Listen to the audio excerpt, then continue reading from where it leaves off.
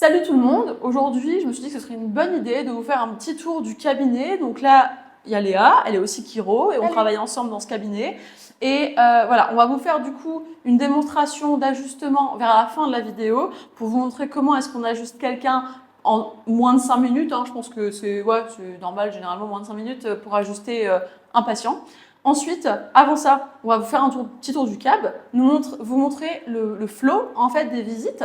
Donc du coup, la première visite à quoi elle ressemble, le compte rendu à quoi il ressemble, un ajustement aussi. On pourra montrer comment on dispose nos affaires pour garder un flow en fait efficace, voilà, et pas perdre de temps. Et en fait, vraiment que vous rentriez dans notre système et vous montrer comment est-ce qu'on arrive à voir une vingtaine de patients dans la journée, concrètement. Voilà, j'espère que ça va vous plaire. Du coup, on y va? Ouais, c'est parti. Du coup, quand il y a une nouvelle consultation de patients, je vais les chercher directement dans la salle d'attente. Tu veux nous montrer du coup la salle d'attente? Ouais. Comme ça, on va faire un tour du cab. Je pense que c'est une bonne idée. Donc du coup, j'ouvre la porte comme ça, je la laisse ouverte. Et puis j'entre, je dis, voilà, vous êtes Marie? Oui. Ah bah super, bienvenue à la practice. Moi, je suis Léa, le chiropracteur, enchantée. Et puis, vous pouvez me suivre et on va aller dans la salle. Ok. Donc, je les emmène dans la salle et puis du coup, mon processus, ça va être les mettre à l'aise. C'est important ça. Hein. Exactement. Donc du coup, j'explique que c'est les premières visites. On va pouvoir parler dans un premier temps pour voir ce qui se passe.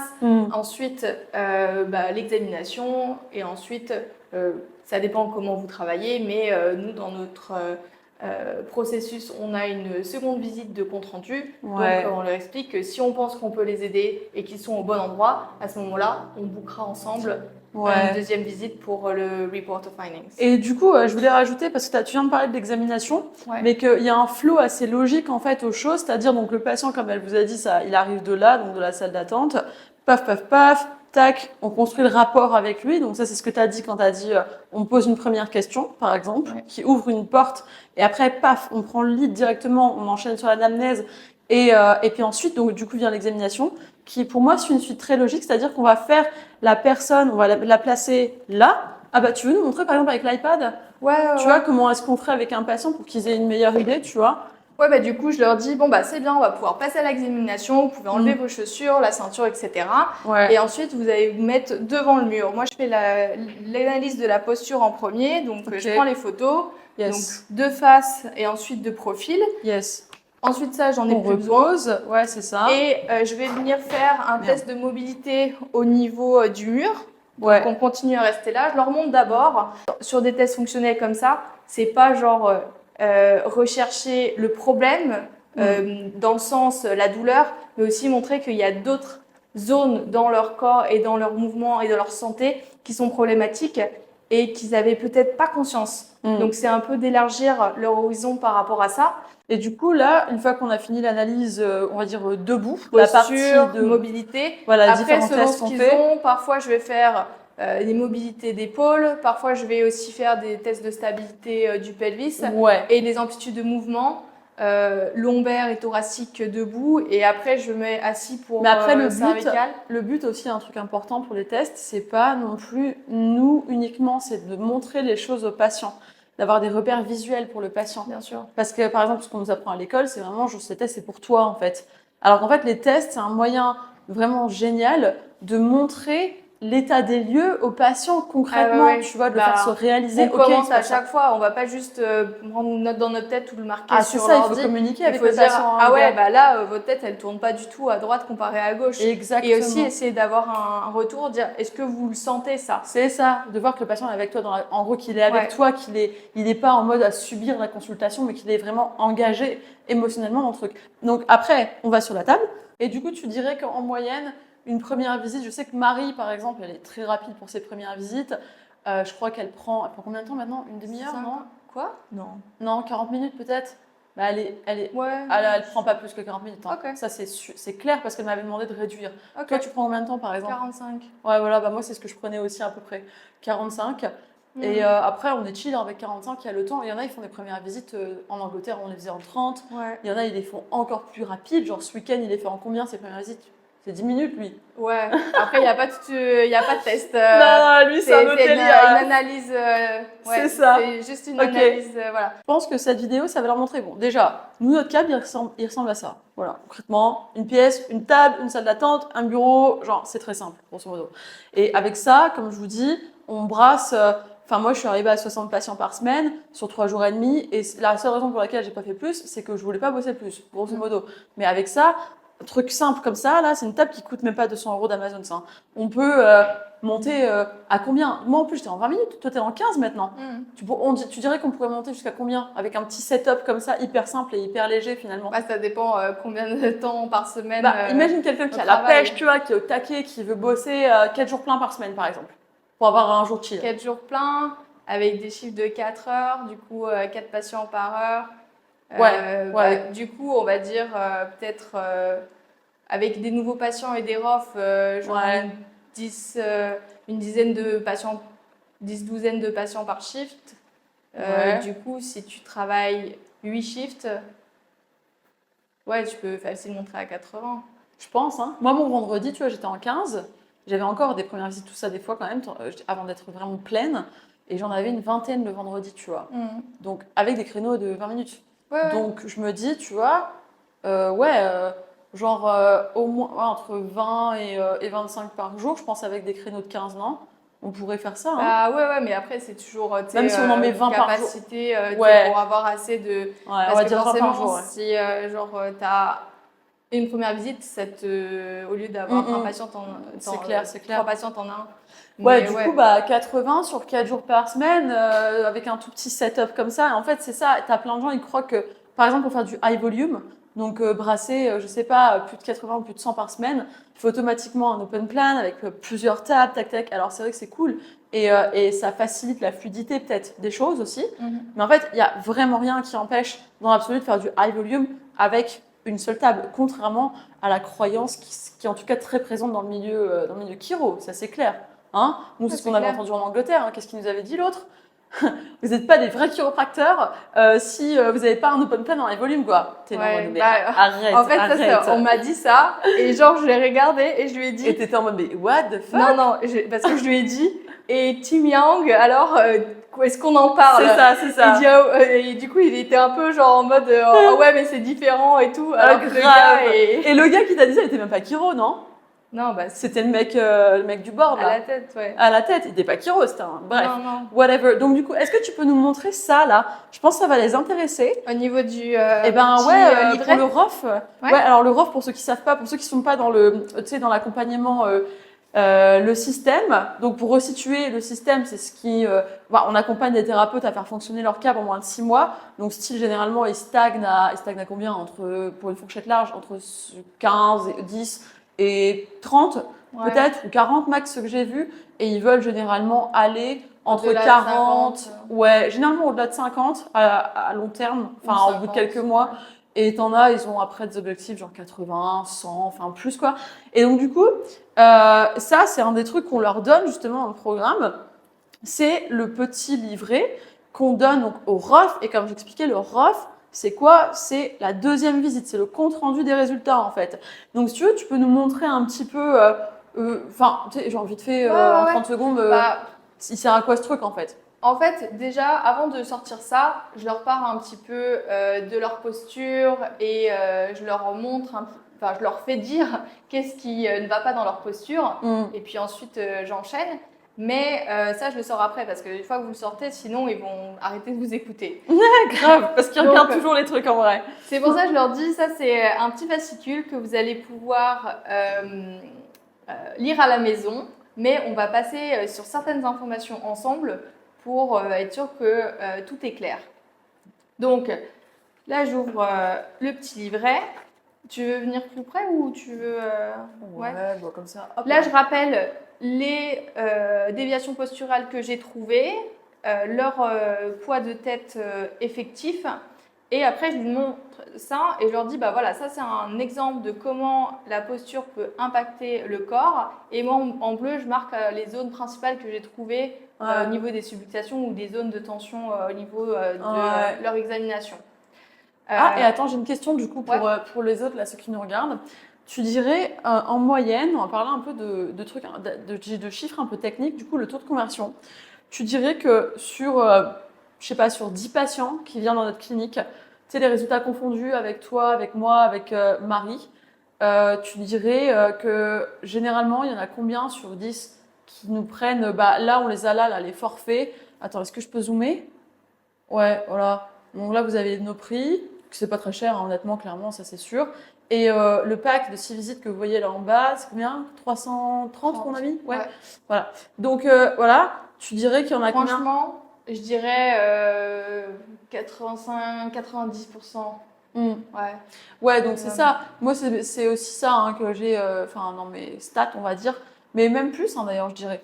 Franchement, en tout cas, la première conversion, donc quand par exemple on leur montre là le livret, qu'on déroule le script, qu'on fait toute l'analyse et le compte rendu de résultat, moi j'ai quasiment tous mes patients qui choisissent directement de prendre un package. 90, ouais. sur 10 personnes, il y en a sur 9 qui. Sûr, ouais, ça c'est sûr. Parce que, genre, comme tu dis, genre qui prennent le package, il y a certaines personnes qui payent par visite.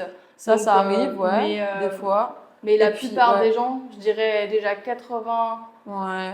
Des fois, c'est quand ils arrivent aussi à des fréquences moins élevées, oui, genre une fois par mois. Ouais. Là, des fois, il y en a certains qui choisissent de payer à la visite. Ouais.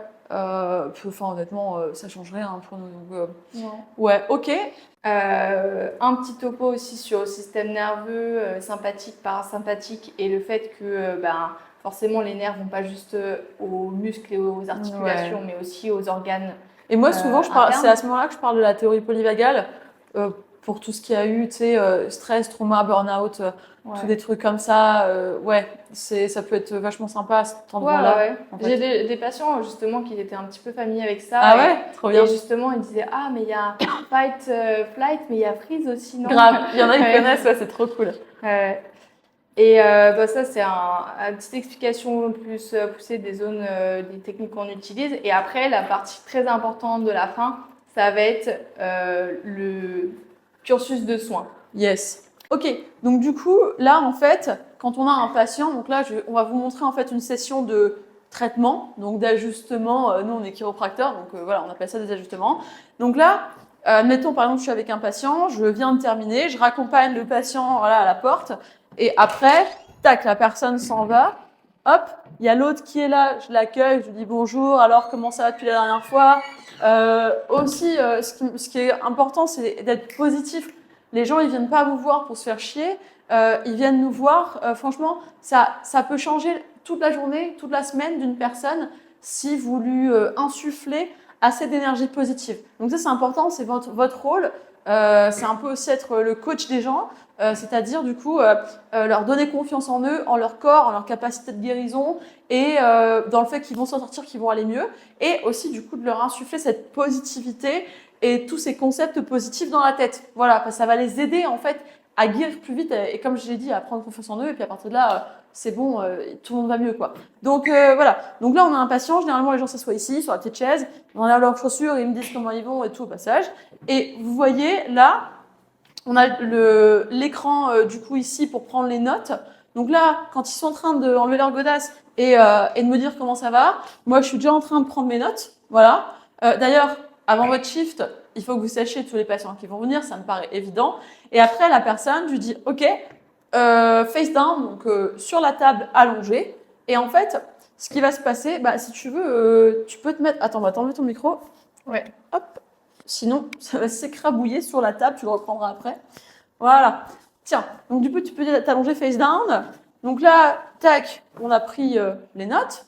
Après, du coup, moi, je viens quand même palper la colonne, donc avoir une idée de ce qui se passe, globalement. Voilà. Tac, ok. Puis là, en fait, concrètement, là, c'est l'ajustement qui commence. Donc, c'est pour vous montrer, du coup, comment on fait. Hop. Ah oui, vous pouvez remarquer, du coup, que moi, je ne parle pas pendant les ajustements. Il y en a, ils passent toute leur visite à discuter. Moi, j'aime pas ça. On est là pour traiter le patient, pour le faire aller mieux. On n'est pas là pour parler de la pluie et du beau temps, parce qu'après, on en a 10 autres qui nous attendent dans la salle d'attente. Donc non, on fait notre travail, next. C'est ça en fait. Voilà, comme ça, on reste concentré. Donc,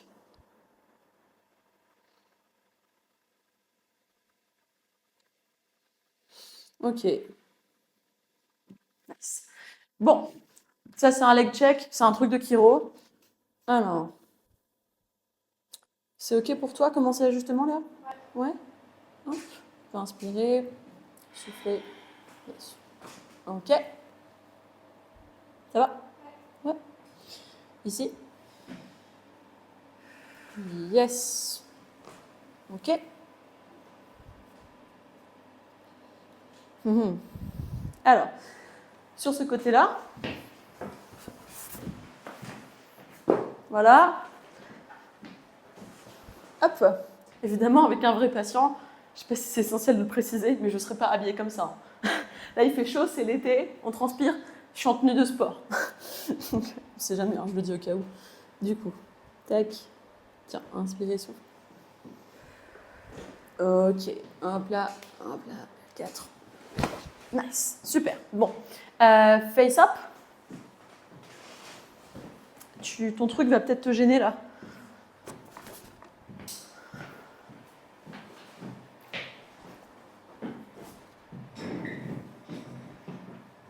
Ok. Tac.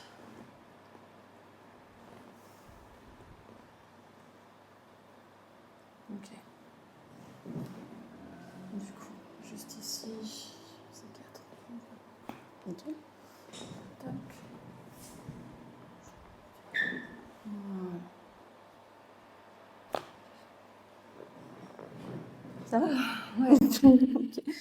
Et du coup, d'ailleurs, moi, pour beaucoup de patients, moi, ce que je kiffe, c'est voilà, des fois, les émotions, les traumas, les trucs comme ça. Donc, je vais aller travailler sur plusieurs points. Donc là, par exemple, ici, souvent, je fais du cranial. Quand j'ai spoté un truc en cranial, donc souvent, il y a le sphénoïde qui peut être assez coincé, l'occiput, vous avez plusieurs trucs, hein, mais là, c'est vraiment l'occasion d'aller travailler vraiment sur j'ai un de mes mentors, c'est un ostéo perché, mais il est excellent dans ce qu'il fait. Il dirait aussi que lui, il est là pour laisser la conscience revenir dans le corps. Voilà, ou l'âme revenir dans le corps, enfin vous m'avez compris. Un truc dans le genre. Et je trouve que c'est vraiment une belle image. Donc là, après l'ajustement méca, des fois je le fais avant les émotions, mais en vrai, après c'est cool parce que la personne, elle est chill, quoi. Voilà, ça bouge bien. Et là, du coup, je vais checker généralement 3 zones, le pelvis, le ventre et là ici, au niveau du cœur du coup. Et c'est là que je peux trouver des nœuds très souvent. Voilà. Donc, mais ça, enfin, ça prend pas très longtemps, hein. Par exemple, là, s'il y a des nœuds ici à ce niveau-là, hum, en fait, il n'y a rien besoin de faire. Juste on est présent et on ouvre l'espace à l'intérieur, un peu comme ce qu'on fait avec la colonne, hein, c'est le même principe.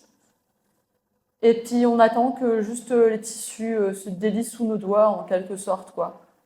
Ouais, voilà. On sent qu'il y a plus d'espace, que ça respire. Ah, bah voilà. Et puis, pouf! De toute façon, vous allez sentir, il y a une densité. Puis au bout d'un moment, la densité, elle s'en va. Voilà. Puis des fois, c'est là qu'il y a des émotions qui sortent. Des fois, vous pouvez percevoir des trucs aussi. Du coup, ouais, des images ou des émotions. Ou des fois, des mots aussi, ça m'arrive. Et du coup, bah, c'est ce qui se passe à l'intérieur de la personne. Donc, du coup, là, des fois, la parole, ça aide énormément à libérer. Et du coup, moi, des fois, je l'amène de manière hyper délicate parce que des fois, on peut voir des trucs assez trash dans ce genre de. Quand on commence à ouvrir ses sens et sa perception. Donc, du coup, là, par exemple, moi, je dirais, bon, je sais que ça va sembler un peu bizarre ce que je vais dire, mais il y a quelque chose qui me vient. Est-ce que c'est OK pour que j'en parle? Voilà, bon, voilà, je veux pas que tu en tiennes rigueur si ça te dit rien, mais ce qui est venu, c'est telle émotion, ou telle image, ou tel truc.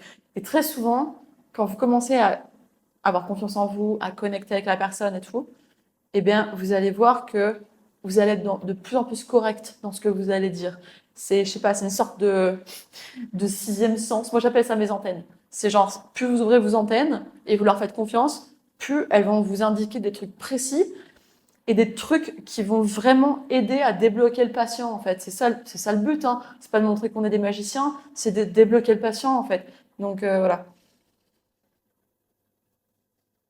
Voilà. Tac. Basiquement, voilà.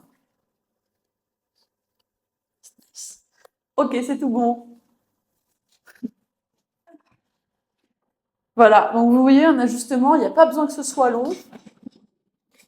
Et juste ça, franchement, ah oui, bah, il y en aura toujours qui seront sceptiques, hein. Si vous êtes sceptique, du coup, ça s'adresse à vous.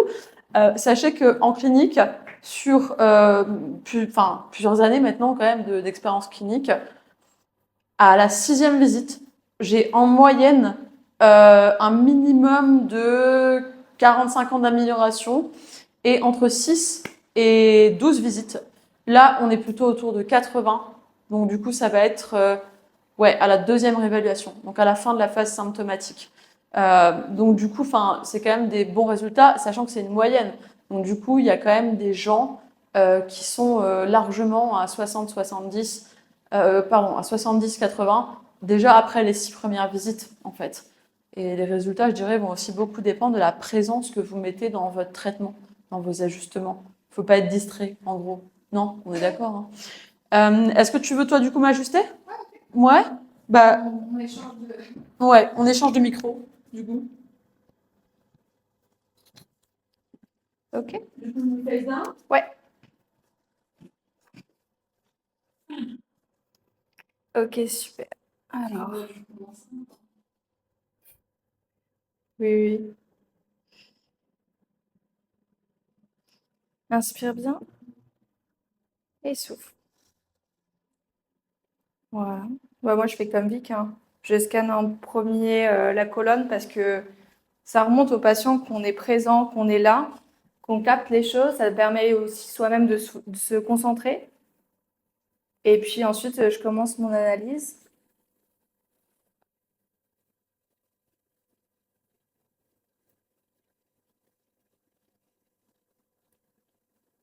Ok.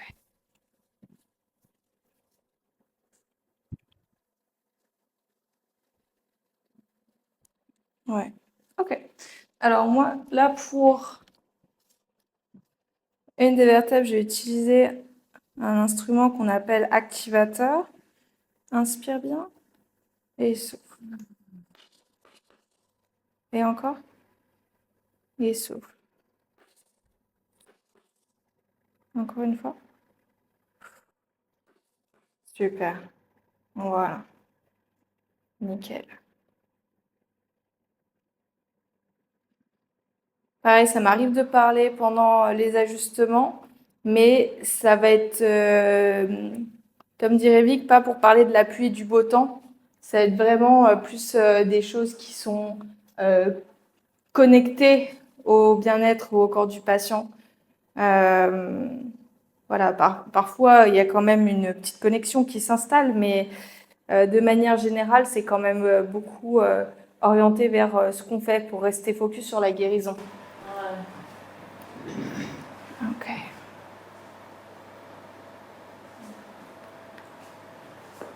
Alors,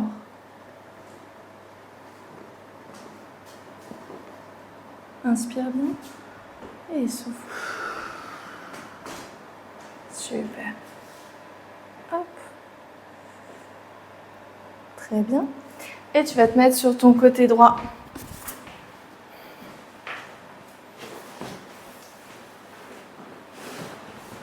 Super. Très bien. Allez, Kiro, il n'y a rien de mieux pour se positionner. Ok. Inspire et souffle. Ah, super. Et sur le dos.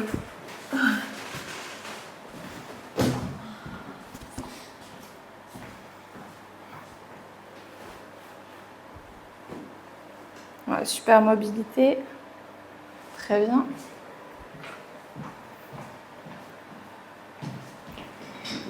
Donne-moi tes mains.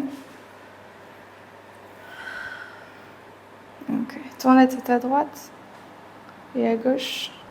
Ok.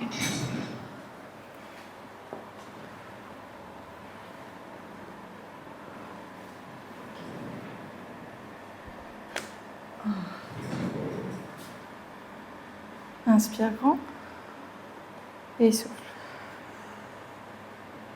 Et encore. Et souffle. Super. Donne-moi tes mains. Et là, on est tout nickel. Très bien. Ouf. Eh ben, ça remboîte. Donc, bon, bah voilà, c'est pas compliqué, hein, clairement, franchement. Donc, il y a plein de gens qui se disent que c'est difficile de démarrer un cab. C'est vrai que c'est pas facile quand on n'a pas les bonnes méthodes. Pareil, des consultations, enfin, même, même moi, ma psy, des fois, les consultations, elles durent 30 minutes, quoi, puis c'est réglé, et je suis recablée, nickel. Donc, il n'y a pas besoin vraiment hein, de laisser traîner les choses en longueur.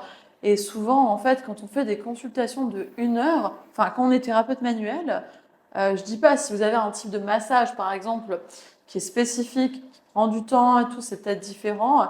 Mais il y a beaucoup de professions. Enfin, moi, je vais chez l'acupunctrice, elle plante les bazars. Voilà, en 10 minutes, c'est réglé. On a le temps de discuter, le temps d'expliquer les symptômes.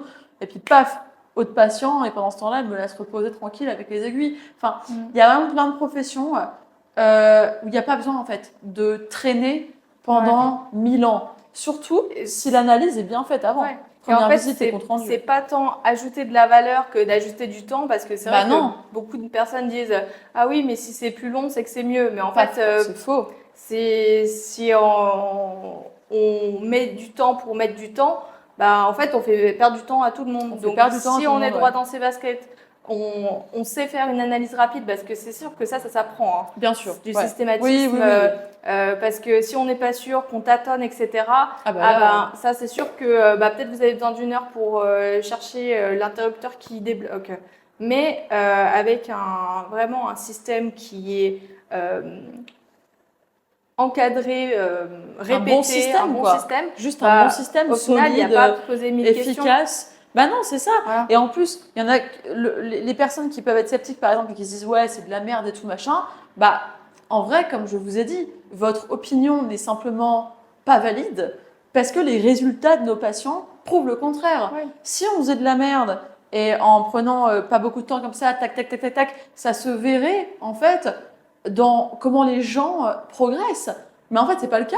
Franchement, il y a, je sais pas loin de 100% des patients qui a, comme je disais, qui arrivent entre 80 et 100% d'amélioration après la première phase de 12 visites. Donc voilà, les gens, ils ont passé 6 semaines avec nous, ils se sentent mieux qu'ils se sentent, enfin, mieux que genre les 10 dernières années, hein, très souvent.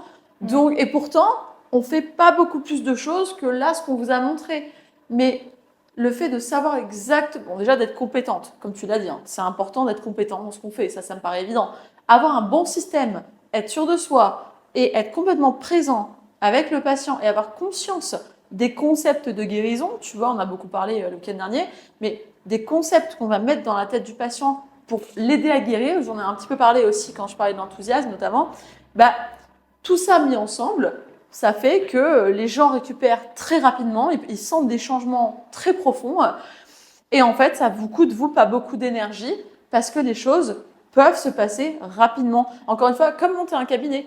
C'est une illusion de croire que monter un cabinet et stabiliser son activité, ça va prendre 3 ans ou 5 ans. C'est des conneries. Enfin, moi, j'ai atteint un rythme de croisière au bout de 3 mois et au bout de 5 mois, je commençais à avoir une liste d'attente. Donc voilà, Marie, c'était pareil. Donc voilà, c'était juste pour un peu démystifier certaines idées reçues, on va dire.